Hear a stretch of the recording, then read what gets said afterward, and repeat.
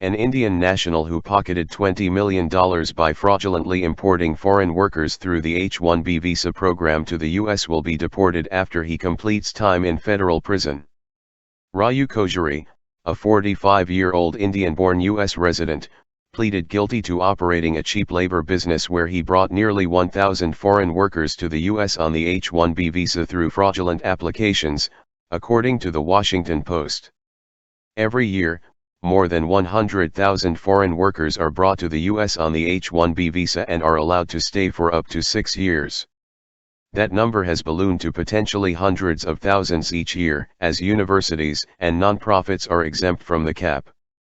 With more entering the U.S. through the visa, Americans are often replaced and forced to train their foreign replacements. Kojari used his fraud foreign importing business to bring his wife, 46-year-old Smriti Jariya, to the U.S. on a fraudulent H-1B visa. The two are the parents of an anchor baby, the term used to describe a U.S. born child who is given birthright citizenship despite their parents being foreign nationals. Kojari was supposed to be given a tougher sentence, but U.S. District Judge Leonie M. Brinkema passed down a mere 28 months for the massive fraud scheme after she said there were issues with the prosecution's case. When Kojari completes the sentence, he and his wife, along with their anchor baby, will be deported from the U.S. In a court filing on the case, Assistant United States Attorney Jack Hanley wrote, "If fraud like Kojari's becomes too prevalent, the result may be that the H-1B process is severely cut back.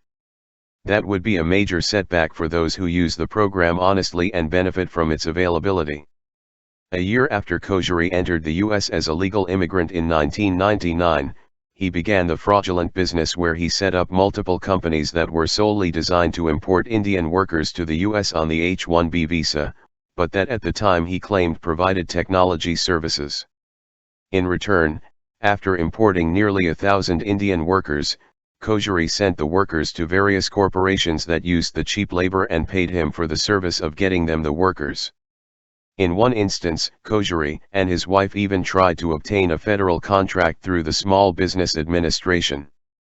The H-1B visa often serves as the first step of outsourcing Americans' jobs for multinational corporations. For example, multiple laid-off American workers have previously explained to Breitbart News that companies use the H-1B visa to originally import foreign workers to do their jobs for cheaper, though eventually, the goal is to send the foreign worker and the job back to their native country where they can further reduce the labor cost.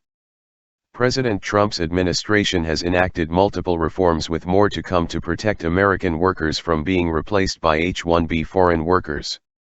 Under United States Citizenship and Immigration Services, U.S.A.'s Director Lee Francis Cisna, new guidelines have been enacted that mandate vetting of foreign workers currently holding U.S. jobs on H-1B visas.